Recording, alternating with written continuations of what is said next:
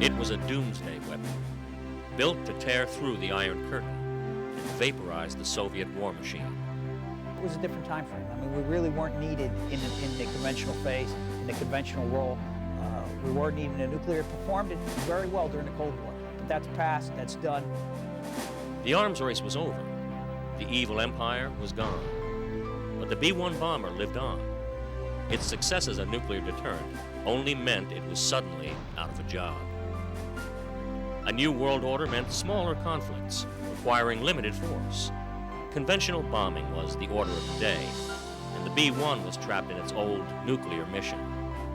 Critics called it a white elephant, a Cold War relic. But those who flew it knew better. I'll tell you, I sat here on the ground during the Gulf War. We all did, and we knew damn well we could be doing some seriously great work during the Gulf War. Unfortunately, for a host of reasons, we had not yet gotten into the conventional role. We all knew we could do it. If Operation Desert Storm passed the B-1 by, it also marked the beginning of the plane's second life. Its nuclear warheads were swapped for iron bombs. Its crews were primed for conventional combat, waiting to unleash the B-1's firepower on the battlefield. It would be a short wait. Another storm was brewing on the eastern horizon. There was unfinished business in Iraq and unanswered questions about the B-1. A warbird was about to rise from the ashes of its troubled past.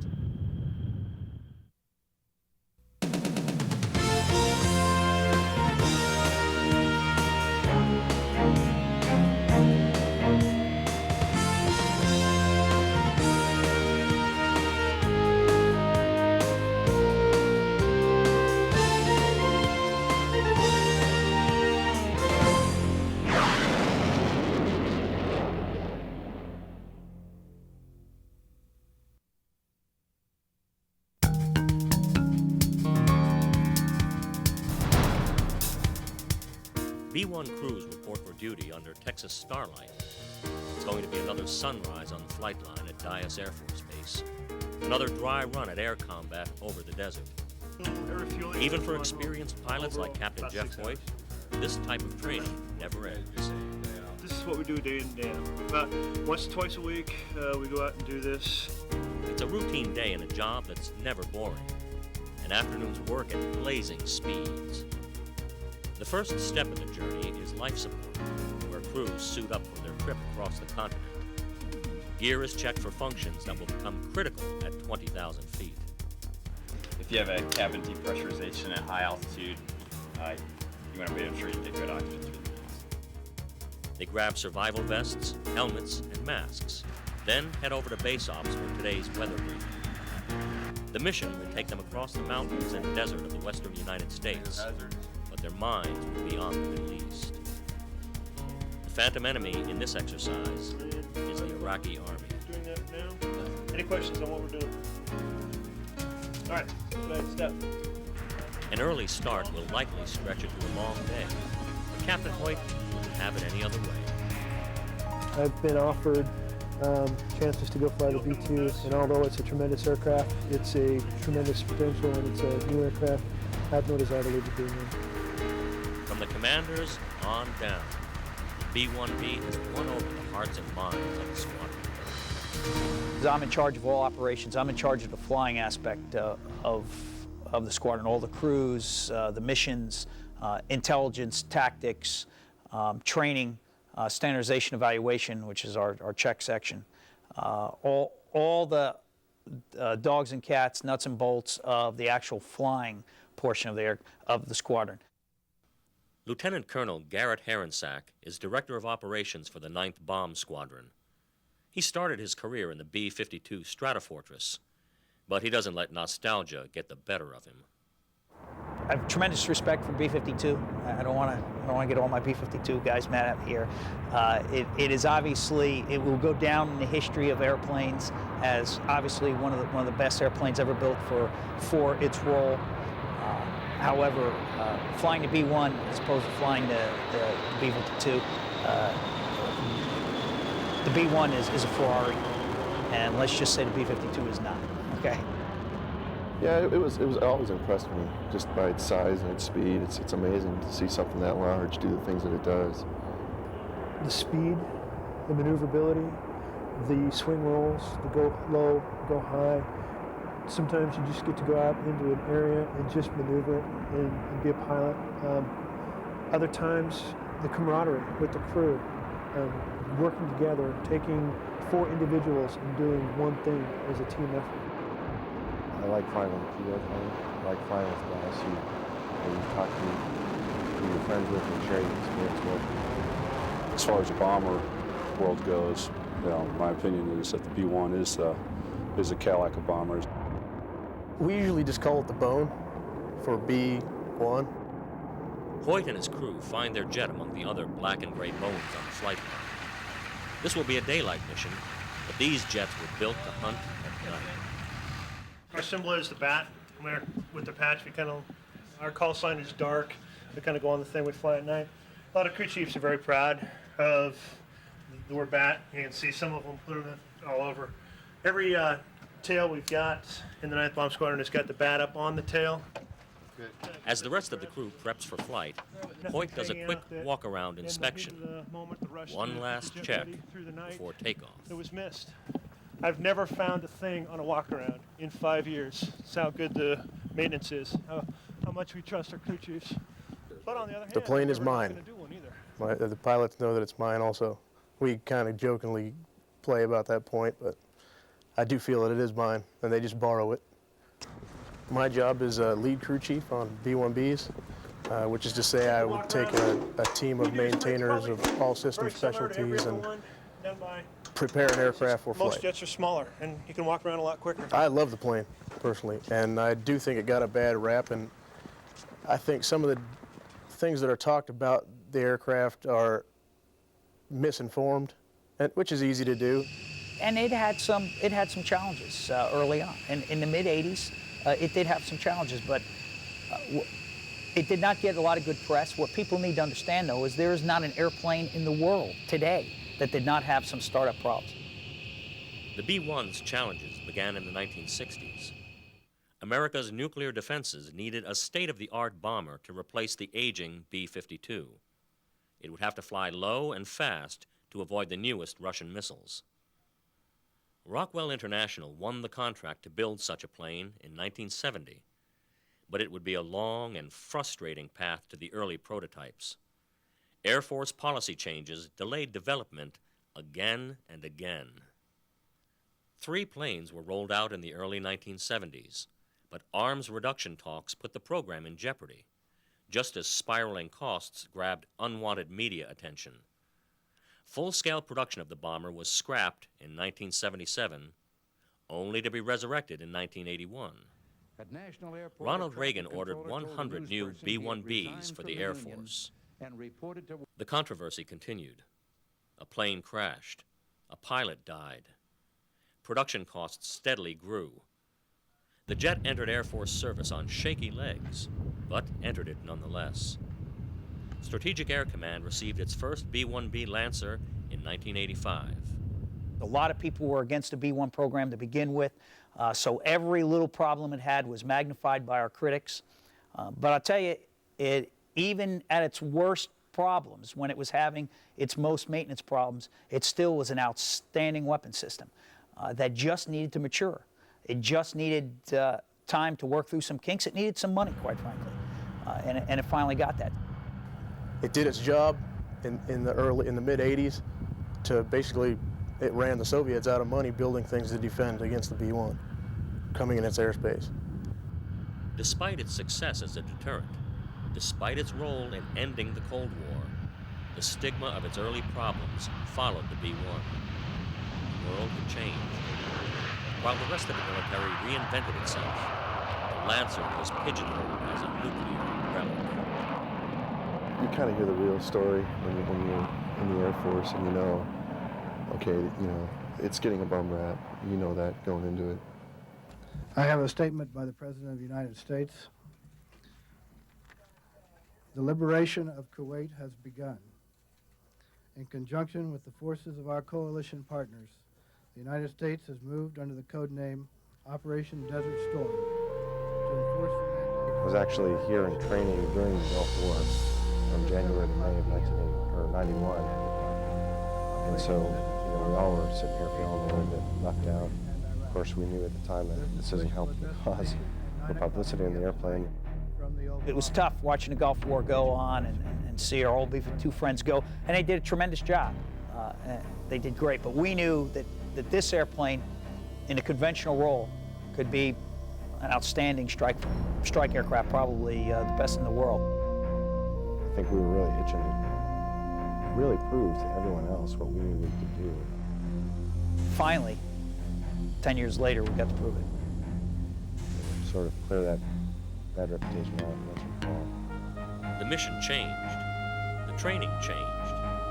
Now crews go up every day to prepare for war, not nuclear Armageddon. B-1s have become high-speed demolition machines, hauling enough explosive and iron to level a city block, raining down a hellstorm of cluster bombs on enemy targets, taking the fight any place on Earth at the speed of sound. They're on call, waiting to meet the threat of the moment. In the new high-mobility Air Force, the condition is called vulnerability. The training ensures that, when the call comes, it is the enemy that's vulnerable. An enemy like Saddam Hussein.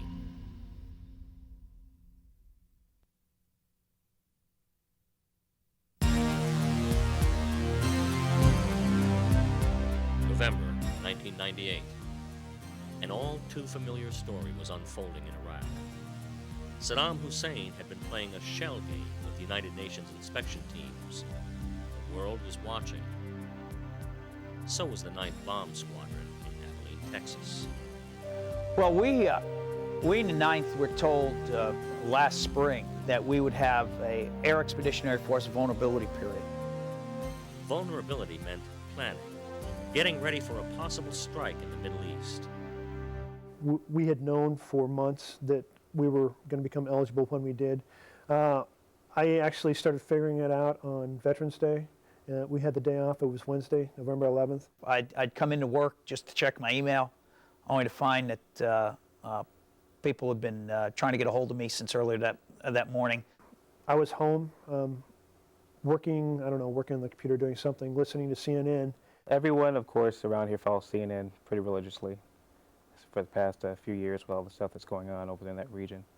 We watch TV like everybody else, and we saw the political situation over there. It appeared diplomacy was not going to win the day.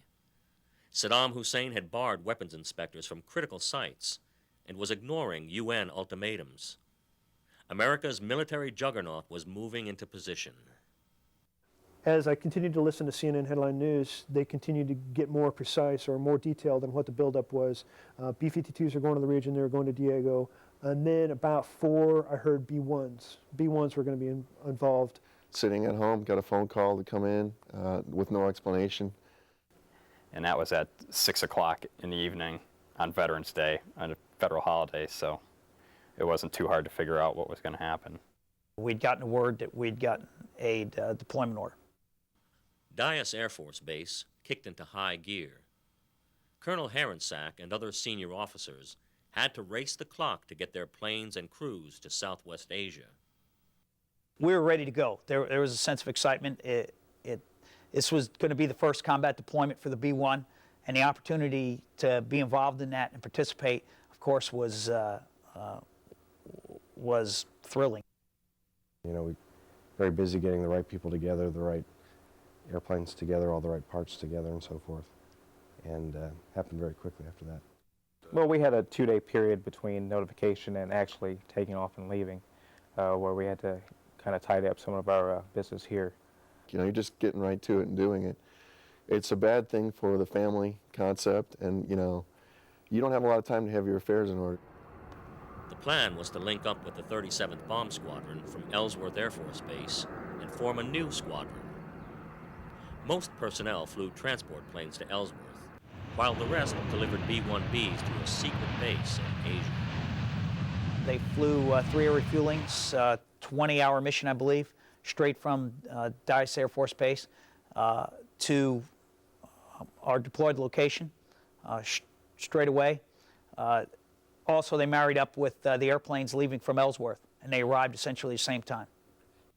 While the planes were in the air, the situation changed.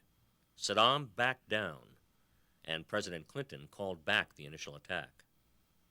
So we flew a lot out there.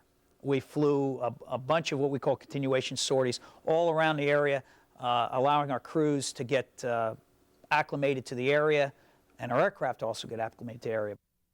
The saving grace was the fact that we weren't just sitting. We were doing something, and we were going out and we were practicing our tactics that we could possibly use. Flying and everything we do is a perishable skill. If you sit around and don't do it, you will lose that skill. It was kind of a new level of focus about getting ready that, at any moment, really, we could, launch loaded instead of unloaded and go really do it. So it was really good to get your head really fully together. While the Dias crews trained, the situation in Iraq deteriorated. Saddam broke his promise to comply with UN weapons inspectors. Western diplomats were running out of patience. Well, we started to get some more intel reports that, let's say that things were moving along. We also knew that the report on compliance was coming pretty soon. So we still had no firm word. Nobody whispered in our ears, so to speak, that something was coming. In any small community, there's going to be rumors run rampant. People started getting rumors a couple days before that something was going to happen. This typhoon was approaching the coastline there, and we started hearing stuff about we're not going to fly anymore for the next 2 days, and they're going to start loading weapons up on the airplanes, and we're going to get them ready to go, divert to another field if a typhoon hits. And to me, that seemed a little odd to be loading them up with weapons to go do that. So that kind of struck me as odd. If we were going to evacuate the aircraft for a storm to save the airframes from being damaged, we wouldn't take the time to put bombs on them. And you could kind of put 2 and 2 together. I don't know if it was because I didn't want to get my hopes up that we're actually going to do what we're trained to do, or what. So I didn't really believe it. But about 6 o'clock on the night of, I believe, the 16th of December, we got the word that we had a meeting that night.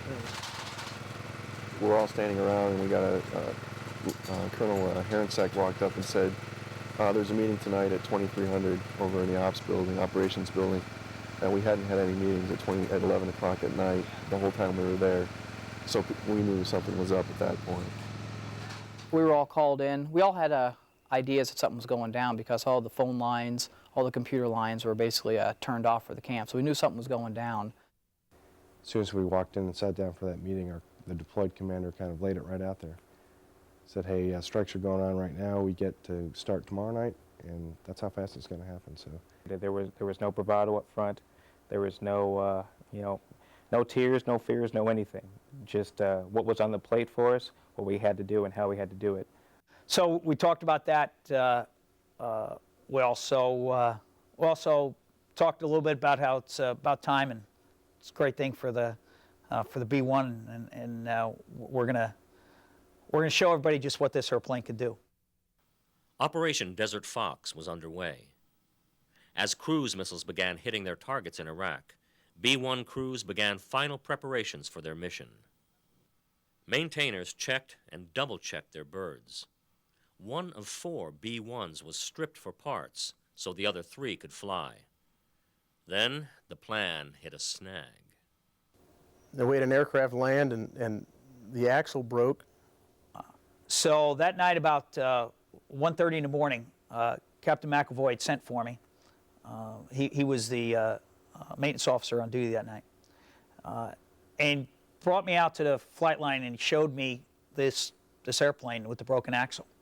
When he came out there and said, hey, I need that jet, without saying why I needed it. We gave him an honest estimate of 48 hours to turn these jets around and get them a third aircraft. I said, guys, I can't tell you why. Only thing I can tell you is that I've got to have a third airplane ready to go in 24 hours. It was apparent to us that what the reason was, and we knew we had to turn that jet. And they kind of looked at each other, then looked at me, and Sergeant Lacey Sergeant Don Lacey, who is one of the maintenance supervisors out there, said, you'll have it in 24 hours. Like they said, we immediately brought in everybody who possibly could. I started walking back to my tent, and as I go back to my tent, I see guys going to all tents, pulling maintenance guys out of their tents. They brought all the shifts in. Words didn't have to be spoken. These guys knew what they had to do. We had to get a jet up. There's people relying on us. There's people relying on us every day. And really comes into perspective in that situation. We had the third airplane ready to go in 17 hours. While the crisis unfolded on the flight line, pilots and weapons officers played the waiting game.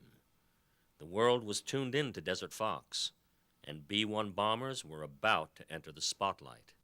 Immediately, we tried to reset our body clocks to get into the night cycle. And we're watching the news, and of course they had some live newscasters from Baghdad. We were there watching when Christian was reporting that the first strikes went off. You saw the AAA go off, you saw the cruise missile explosions, and you heard them off in the distance and all those things. You know, it made us feel good that, hey, we think they are targeting some of the air defense assets, making it easier for the manned airplanes that we're going to do anything next month. I immediately started thinking about how I was going to react if this were to happen. If this system were to come up, how I would react to it, you know. You start running that through your head over and over again. What am I going to do next, you know? Captain Rod Tadaro and the other crewmen of the 9th Bomb Squadron were about to find out. After weeks of waiting, it was finally go time for the B-1 crews of Desert Fox. 2 nights, different crews, one mission: take down the Republican Guard. Our mission was to strike the barracks in the, I believe, Al-Qut is the city area for the first night, and then get out unscathed. It was a Republican Guard barracks. They were well suited to our type of bombing, that type of target. So it was a good target from a targeteer standpoint. We had Mark 82 500-pound class general purpose bombs with a delay fusing set into them to hopefully penetrate the buildings, penetrate the barracks, and then explode inside. The targets were not the buildings, but the personnel inside them, Saddam's best trained soldiers.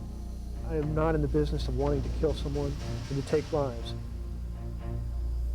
You never want to forget, as exciting as this is for our side, how tragic it is for theirs. And, you know, that went through my mind the whole time, it still does. But on the other hand, the Republican Guard, they're his hardcore troops. And if we were to go to war, again, that's who we would probably strike again. It really was a good target for what we had, the type of bombs we had, and what we're doing. My initial reaction was, wow, that's going to be challenging. And then you knew it was doable when you heard about the, you know, what type of package was going in with us. We were integrating with a package of Navy fighters. So we had, and we also had a couple F-14s, a couple F-18s coming along with us, also hitting targets in our general area. We're flying well inside the country and right over SAMs. And of course, they always plan to have these things taken out before you get there, or to be able to suppress them. But you never know. You never know what's going to happen. We also had some SEAD with us, and suppression of enemy air defenses, EA-6s. We had an EA-6. We also had F-18s devoted to that role. All the pieces were in place. There would be no more last-minute concessions, no aborted bomb runs. B-1s were firing up on the flight line, and they were not going on a training mission. The moment we found out that we were going to do it, I understood the historical consequences. The B-1 has never dropped bombs in anger before, and that night was going to be the first time.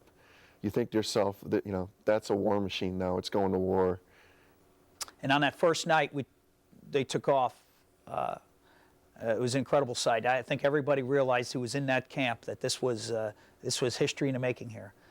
And I'd say realistically about 300 to 400 people lined that ramp area as those two bones took off that night on the way.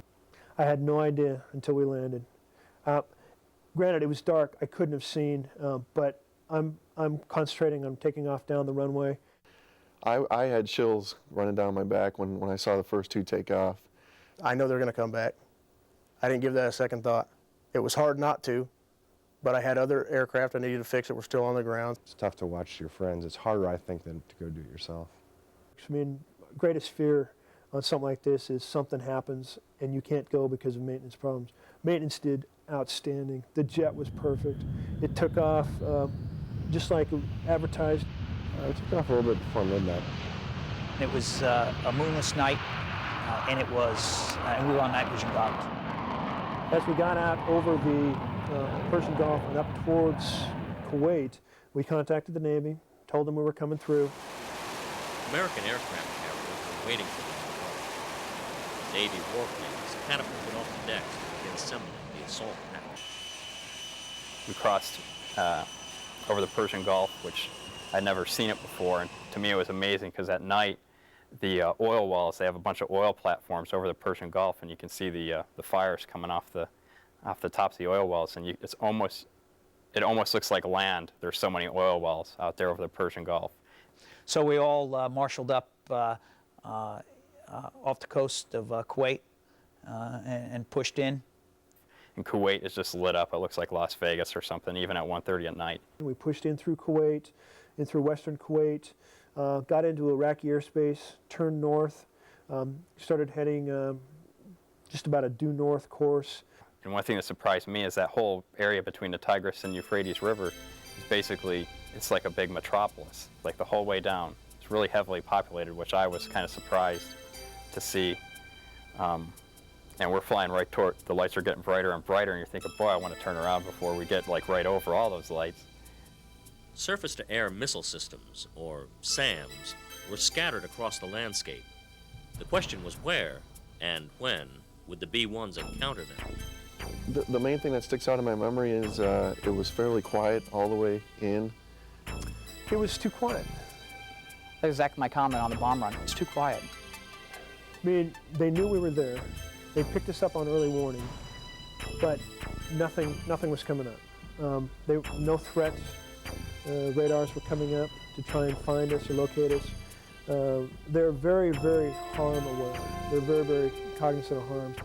Yeah, those are high-speed anti-radiation missiles, HARMs. What we did see was, as we approached the target area, one of the EA-6B shot what we call pet shot, a preemptive harm shot that came over our head, hit the ground at its appointed spot and time, and immediately the entire evening lit up with AAA. The first indications we had was the pilots actually calling out anti-aircraft artillery, AAA, underneath us. It was a relief almost when we turned inbound and we started seeing the AAA. It's just like, okay, at least now we know what to do. I know what to do against this. I don't know what to do against nothing. Tracers, AAA with self-destruct, which blows up in a white puff, if you would. Was all over the sky. It was pretty impressive. Knew that they were shooting at us. Not a good feeling. But at that time, we were just concentrating on the bomb run. We had to fix the timing a little bit near the bomb run. So we were fixing that and, of course, acquiring, putting the airplane where it needed to be for the OSO to acquire the target. We have two pilots up front. The weapon system officers sit about 10 feet behind them. I was sitting in the offensive systems operator seat on the right-hand side. So my primary mission was to make sure the bombs came out, and they came out on target. The guy in the left seat is a defensive system officer, and he defends the airplane from any type of threat, airborne, surface-based, missiles or anti-aircraft artillery, whatever is threatening the aircraft. Came up on the bomb run. I came to a point where I could get a good picture of the target. The pilots put the aircraft in the correct position where I could look at the target with the radar, got a good picture, put the crosshairs on the target. Then we went inbound to the target. Noobs in the back said he had the crosshairs right on his offset points. The bombs came out. We were on altitude, we were on airspeed. First thing you feel is, the door's opening. You can feel the airflow changing over the airframe. You feel the burble. And a few seconds later, basically when it counts down to 0, you feel all the weapons start to release. The bombs are actually ejected out of the airplane with a little explosive charge to clear the weapons base. And so you can feel the rumble. Well, you know, you have tens of weapons coming out in less than 2 seconds. So the whole airplane actually shakes when the weapons come out. You can feel it. And then you close up the doors and the aircraft is just smooth once again. We knew right off the bat that we'd taken target out. One of the F-14s off the Enterprise that was in our package was in the process of doing his bomb run. As he was pulling away from his bomb release, his nose of his airplane happened to capture our 2 aircraft's bombs hitting their targets. And you clearly see our targets and then our stick of bombs going straight through the center of the targets. That just confirmed what we all knew coming off the target. We really, you know, we just looked at each other and smiled and said, yeah, we did it, you know. So we dropped the bombs and we went into a 60-degree bank to get out of the missile engagement zones that we known were there. Well, I was saying let's go faster. You know, looking at the way the geometry worked out, where our package was, where our wingman was, I wanted to accelerate and get out of the target area faster. Major Dotson couldn't see the AAA. It was mainly on my side. He was in favor of airspeed. I was looking at the AAA, and I became a big fan of altitude. And we talked about it for a few seconds, and then I said, well, I'll convince you. When he rolled the jet and I looked over his shoulder and saw that, I thought, okay, we'll climb. That's fine.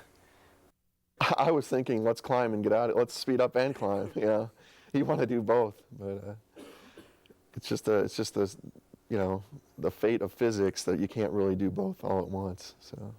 So we accepted climbing first and then accelerating later for that reason, which was a great decision, I think. We were probably about 30, 40 miles from the Kuwaiti border. We were getting that let down. We're still in a threat area, so we're not totally relaxed, but it's, you know, the hardest part's done. And just when we thought it was all over and quiet, we had the surface-to-air missile system tracker come up and lock us up. And basically it comes up to the point where on our set it appeared that there was going to be a missile guiding on our aircraft, which is not good. So that caused everybody's hearts to speed up a little bit. It was funny, and I still kid Jason Ickes about it, the way his voice went up a couple octaves when he reported that we had search indications and we had track indications indicating that they had us locked up. They knew where we were, and usually you'll get a missile right after that. And immediately after that, we had the missile guidance also come up and start tracking us. We maneuvered, dropped some chaff, and immediately went down about, it was only up on us for about 15, 20 seconds. So that got our adrenaline all pumping. And at that time, then he found out it was pretty much behind us and wasn't a threat. But it just went to show that it's time to relax when you get on the ground. But there was a sense of relief once we finally got over the Gulf and back talking to normal air traffic controllers. Then I just started looking at the coast and looking at the border and getting very glad the closer it got. It was still pretty dark, but you could see them, and it's just a huge weight's lifted off your shoulders. And you know they're in the pattern, they're going to land, you get ready. The maintainers, I think the world of maintainers, they were gathered around the jet when we landed. I know, having been in the squadron for 4 years now, I know a lot of them very well. And they feel that, you know, rapid the airplane too. I think that everyone was just real excited and just happy for us to be back, of course. That's always a good thing. As many jets come back as depart. I know everybody had a part in what we had done those 2 nights. Finally proven that this aircraft could do what we all knew it could do. So I felt fortunate that I could be the person to do it, but also I felt a sense of history, and that all the people who had worked so hard, put their sweat and tears, and a number of people giving their lives in this program to finally accomplish what we knew it could always do.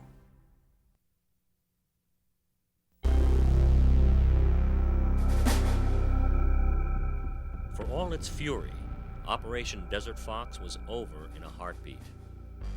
After a few days of airstrikes, President Clinton pulled the plug and started sending people home. We had one of the generals come in, brief us up that, hey, it looks like we're going to go home and hopefully be home by Christmas Day, and our jaws was all dropping. We couldn't believe that. I was definitely ready to come home. I missed my wife and my little boy. And when they said, we want to get out of here as fast as we came in, I said, let's go.